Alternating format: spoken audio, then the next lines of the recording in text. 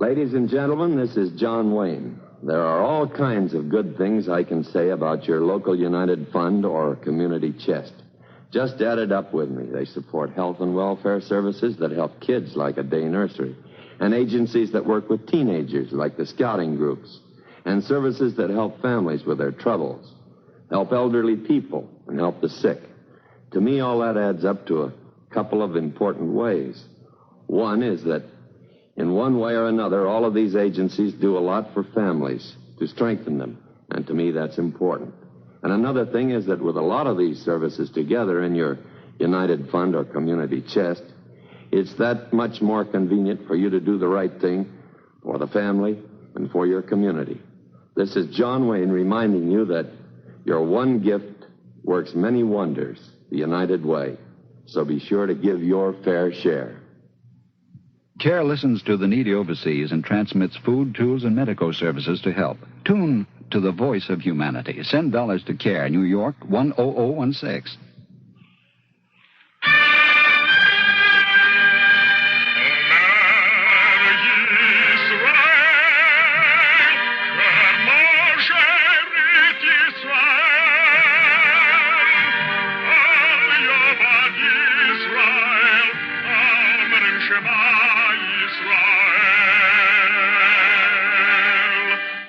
And the Lord spake unto Moses, saying, Command the children of Israel that they bring unto thee pure oil olive, beaten for the light, to cause the lamp to burn continually in the tabernacle of the congregation.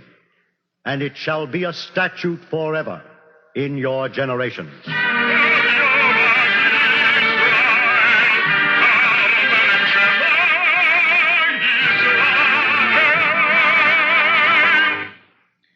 The Eternal Light. The National Broadcasting Company and its independent affiliated stations present The Eternal Light, a program which comes to you under the auspices of the Jewish Theological Seminary of America. Our program today is Somebody There, was written by Virginia Mazer, and marks the 35th anniversary of the Youth Aliyah movement. Tell me about yourself, Mara. What is there to tell? You know about me already. It's all in the report. I'm a thief, a liar. I am dirty. I am bad. You know what bad means. Sex. S-E-X.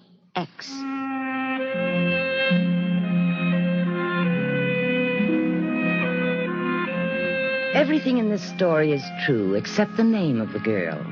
That has been disguised out of respect for her privacy.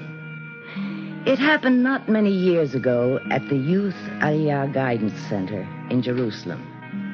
The day the girl called Mara first appeared there, there was on the desk of the young psychiatric social worker who would treat her a formidable file.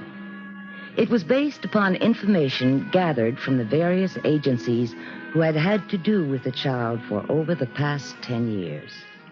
Mara Bassan, age 14. Diagnosis, character neurosis with marked delinquent behavior. Prognosis poor. History, born prematurely during last days of World War II. Parents, Greek Jews, escaped from Nazi concentration camp, joined group of partisans fighting in forest in Central Europe. Father, 18, mother, 17. Day before Mara was born, father killed in foray against Nazis. Mother's grief and shock brought about child's untimely entrance into the world.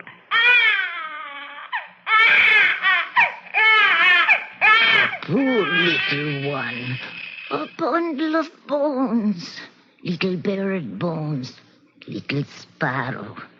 Not much chance for you in this cruel world, but we will do our best. Is there a baby?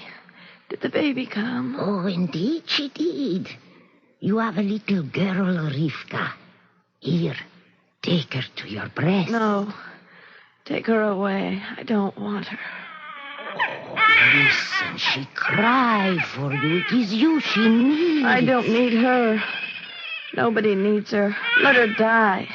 It's better that way. Shh, child. That is wickedness you speak. She's a blessing.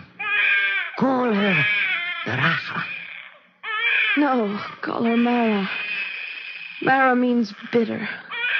Now take her away. She will die without you. Let her die. Let me die with her. Case report on Mara Bassan continued. The mother survived, so did the child. 3 months later, the war was over. The 17-year-old Rivka, carrying her tiny infant in a shoebox, made her way back to her native Greek village. Of all her kin, only an old grandmother was alive. Mara was left in her care while the mother sought work in a nearby city. It is known that the old woman took care of the child to the best of her ability, though in great poverty. She taught her the Ladino language of the Sephardic Jews, even to write it a little. This language seems now to be erased completely from Mara's brain. Mara, tell me about your life in Greece. Do you remember your grandmother? She was an old woman, bent over like a stick. She smelled. Did you love her? Love her? Why should I? She took care of you. My mother paid her to. When your grandmother died, how did you feel? Try to remember, Mara. I did not feel anything. Do you remember crying? Crying? Why should I cry? She was old. She loved you. How do you know? You weren't there. Well, I didn't love her. I don't love anybody. Nobody except boys. You must have read that in the report. Now my time is up. I want to go. Mara was 4 years old when the grandmother died. The mother, Rivka, hastened home, took the child, and as soon as possible immigrated to the newly formed state of Israel. Mara Bassan was simply one of tens of thousands of homeless children snatched from 62 different countries to save them from the Nazi bloodbath, and later from persecution in the Arab countries. The movement responsible for their immigration is Youth Aliyah. The word Aliyah is Hebrew. It means literally going up to Jerusalem, going up to life instead of downward to death. In the beginning, Youth Aliyah was concerned mainly with saving the children's lives. Today, while the agency is still concerned with rescuing children from the Arab states in North Africa, it has spread its wings to embrace the total welfare of the children it has rescued. Many of them are hurt children. Children who have known not only starvation, but the worst kind of violence, hatred, neglect, despair. Youth Aliyah places them in agricultural schools, foster homes, children's villages. It also has established in Jerusalem a treatment center for problem children, and for the most deeply disturbed, there is a rehabilitation center for intensive care. It is called the Mador. Head of the Mador is Dov Kula. The young people who reach our care are essentially displaced persons. Their early experiences have been such that they have neither a sense of belonging nor a belief that their lives are of any significance to anyone in the whole wide world. You told me, Mara, that you don't love anybody. Just boys. I like them to hug and kiss me and, you know. Do you feel that anyone loves you? Loves me. One person, maybe. Is it your mother? My mother. She doesn't love me. I don't think she hates me either. I'm just there for her. Our hardcore cases are emotionally like crippled children, stunted in their capacity to grow toward independence. They lack the security provided by a normal family pattern in their early years. I remember when we first came to Israel. My mother and I lived on a kibbutz. I remember the crickets in the evening and the stars, big as dinner plates. My mother would come in from her work in the fields and tell me good night. Sometimes she would sing to me. But it didn't last long. Nothing lasts. What happened? Oh, there was a man. A worker at the kibbutz. He was a Czech. I used to see them together, laughing and holding hands. I used to try to run after them. He would yell at me to go away. Once he hit me. Then they got married and we left the kibbutz. Where did you go? To one of the new towns. It was so ugly. All those horrible little tin houses and those dusty streets. No grass. Not a blade of grass anywhere. No crickets. No stars. There must have been stars, Mara. Well, I never saw them. I never looked up at the sky anymore. What did you do in the evenings? You know. It's all in the report. I started running around with a bunch of kids from the town. My mother said they were wild kids and I had to stay home. She would lock me in. One night I slipped out the window. And when I came home, my stepfather beat me. He beat me with his belt. And my mother didn't do a thing. She just sat there rocking her baby and watching him beat me. You can cry, Mara. Oh, I'm not crying. I didn't mind the beating. I had a lot of them. It didn't hurt anymore. It was your mother not trying to protect you that hurt, wasn't it? She just sat there like a cow, holding her baby, nursing it. Is the baby a boy or a girl? A girl. She's 2 years old now. She's beautiful. She has black hair and eyes so blue, they remind you of the way the sea looks on a summer day. I hate her.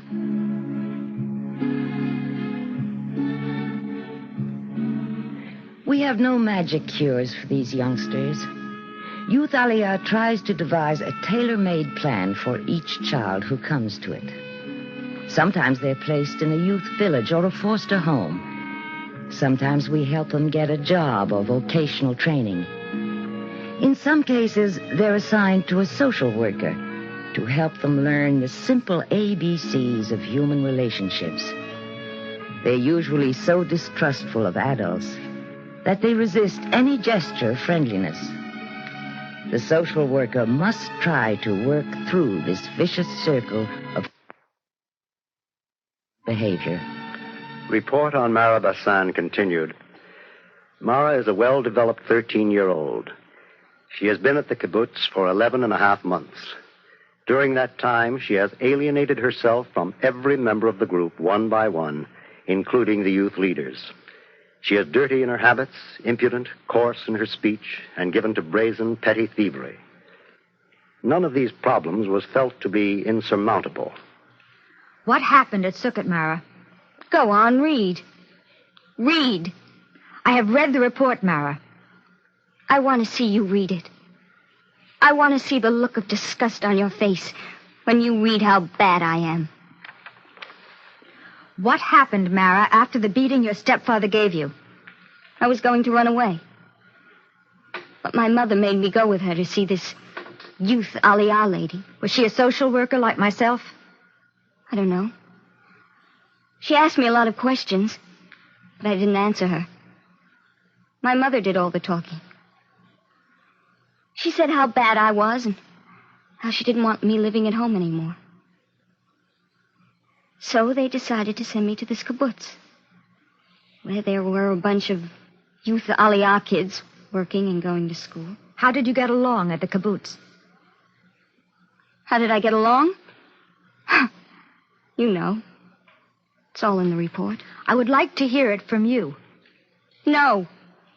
Read the report. Read it, I tell you. Read it now.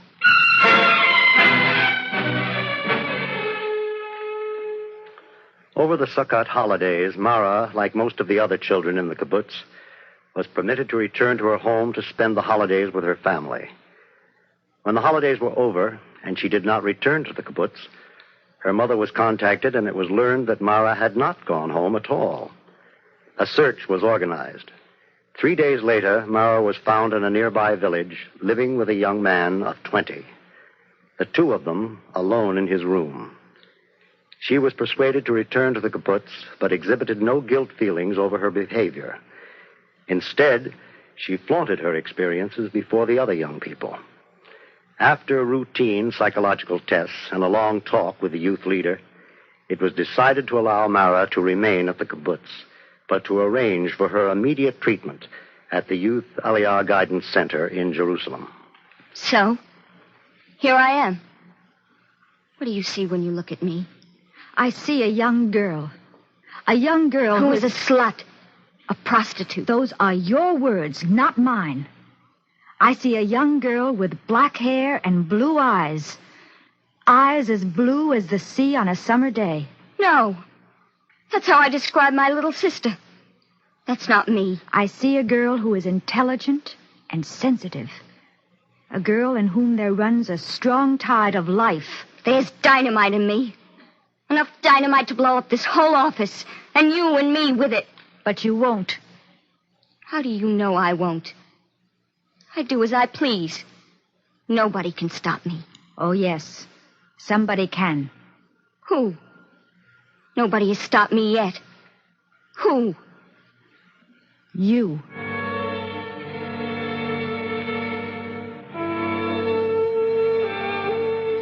So in the safety of the treatment room, Mara acted out her pent-up rage. No matter what she said or did, the therapist's unconditional acceptance of her never wavered. But the young social worker was wise enough to know that acting out is a catharsis, but not a cure. At some point, Mara must unlock the door to her past, assimilate it, and go forward into the future.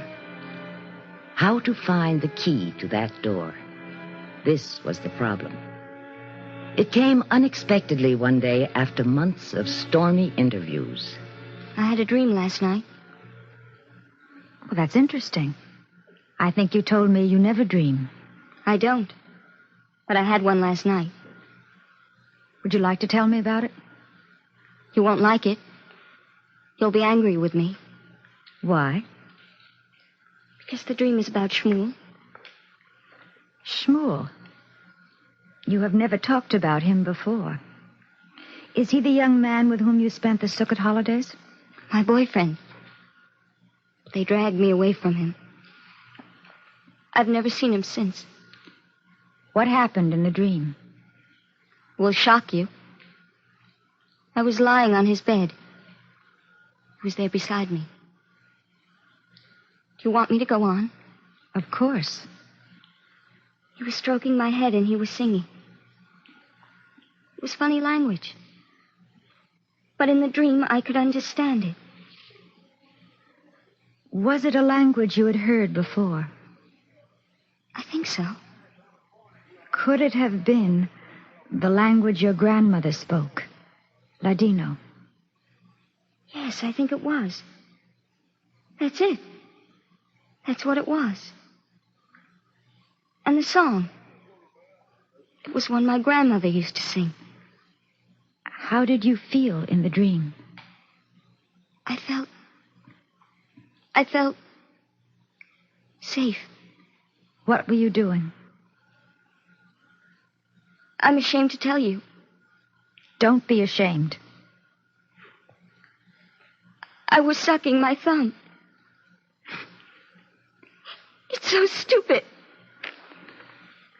Crying helps sometimes. It washes away a lot of things. Anger and fear and hurt. It was like I was a little girl again in the dream. And Shmuel, he was my father. My real father. But he was my grandmother, too. And my mother. It's all mixed up. Let's see if we can't untangle it. No. I want to go now. I don't want to talk about the dream anymore. Don't talk about the dream. Stay, Mara. Stay and tell me about Shmuel. About Shmuel and the Sukkot holiday. I had seen him in the village, but I didn't even know his name. It was the day before the holiday started. I was in the bus station. I had bought my ticket. But when my bus came, I knew I couldn't get on it. I couldn't go home. I knew they didn't want me. I didn't want to go back to the kibbutz. I didn't know what to do. I just sat there, and the bus rolled off without me. I began to cry. Then Shmuel got off of another bus, and he came over to me.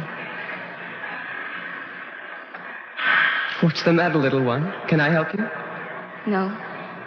Nobody can help me. Why so sad? It's Sukkot. People should be happy on the holidays. I haven't any place to go.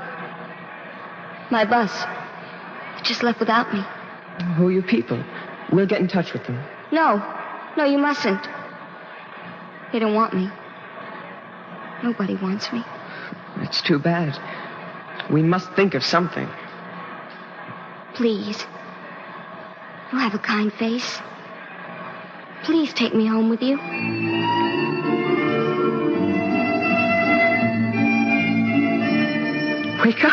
Wake up, lazy bones. You've been sleeping for hours. I was very tired.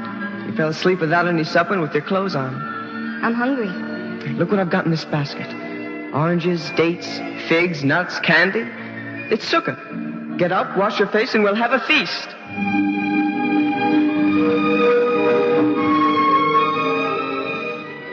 I stayed with Shmuel all through the holidays. Then they found me and took me away. I want to tell you something. I know you won't believe me, but I want to tell you anyway. Tell me. I will believe. All the time I stayed with Shmuel, he never did anything bad. He never even kissed me. He said I was just a little girl. And so you are, Mara.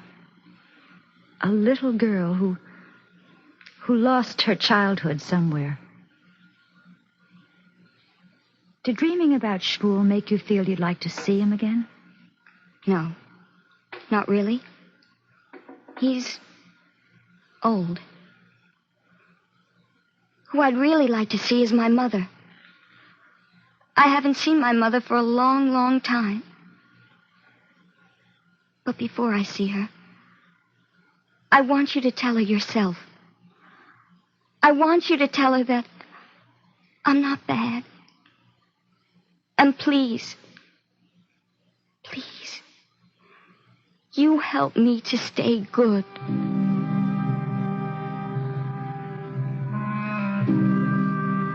Case history of Mara Bassan continued.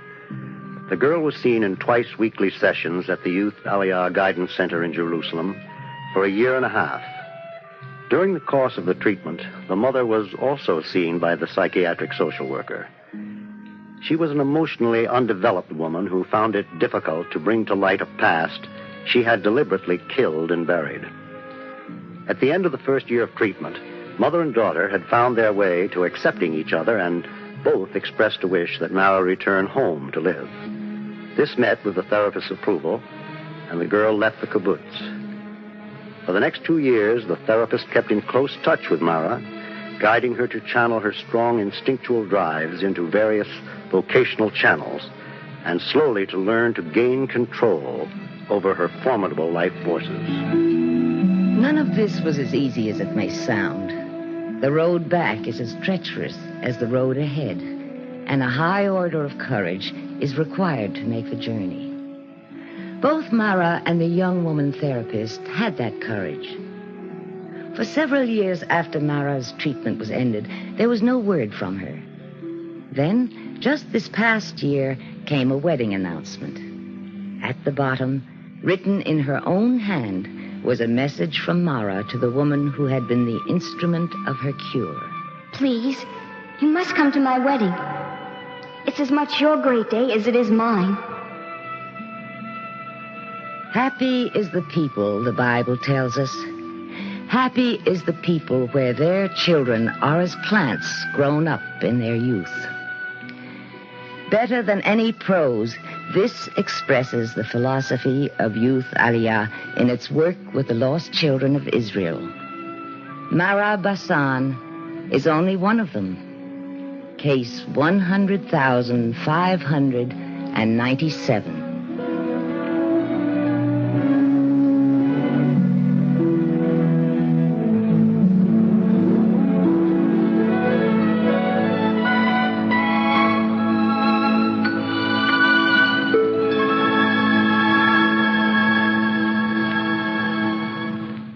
Case of Mara Basan.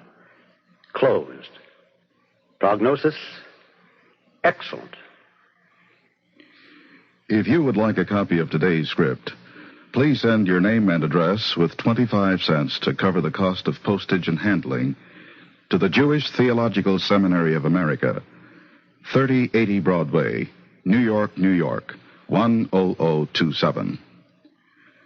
And now we take great pleasure in presenting Mrs. Hi Salpeter, Chairman of the National Youth Aliyah Committee of Hadassah. Mrs. Salpeter. Carl Sandburg said, "There is only one child in the world, and the child's name is all children." Today we have heard the case history of one child who came to the Youth Aliyah Guidance Center in Jerusalem. We have been witness to the enormous amount of energy, determination, hope, anguish, and love that went into her redemption. Mara's story is not typical, and yet it dramatizes the essence of Youth Aliyah, first and foremost a rescue movement which progressed from a limited effort to save the victims of persecution to the greatest odyssey of the children the world has ever known. All facets of the Youth Aliyah operation have one common denominator, the rescue of Jewish youth. Rescue from ignorance, neglect, and demoralization in the spiritual as well as in the physical sense. The keystone of Youth Aliyah is flexibility to meet the needs of its variegated population, children of diverse standards, of varied ethnic and social backgrounds, to enable each child to advance educationally to the best of his or her ability. On February 19, 1934, the first group of 43 boys and girls from Germany disembarked at Haifa, and a simple plan of rescue became a revolutionary confrontation with children young in years, but adult in experience of suffering. The saga of Youth Aliyah can only be viewed and understood against the backdrop of Holocaust, war, the Exodus, barbed wire in Cyprus, and a magic carpet from Yemen. Today we can proudly say that 135,000 boys and girls have been given new life through Youth Aliyah. They came from Africa and Europe, from the Americas and Asia, from the East and from the West. These 3.5 decades have witnessed both desolate destruction and heartening renewal in Jewish life. Against this canvas, Youth Aliyah has created an educational instrument without parallel in history, out of the myriad minute details that constitute the rearing of a nation's children. Today, our concern must be for the future. Let us commit ourselves anew to the youth of today, who redeemed become the redeemers in a brighter, peaceful tomorrow. Thank you, Mrs. Salpeter.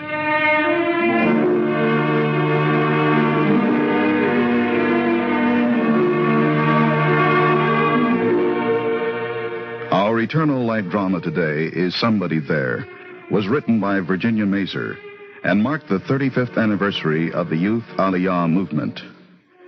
Cantor Robert H. Siegel sang the liturgical introduction. Featured in today's cast were Susan Towers as Mara and Nancy Franklin as the therapist. Also heard were Connie Lemke, James Monks, Fran Myers, and Alan Howard.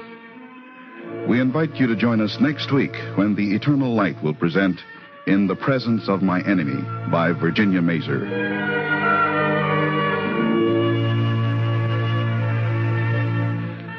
This is Fred Facey. The Eternal Light is produced for NBC by Rhoda Grady and directed by Jeffrey Culliver. For the seminary, Dr. Ben Zine Boxer is program editor, Milton E. Krentz, producer, and Nancy Waltman, program coordinator. The Eternal Light is presented weekly under the auspices of the Jewish Theological Seminary of America.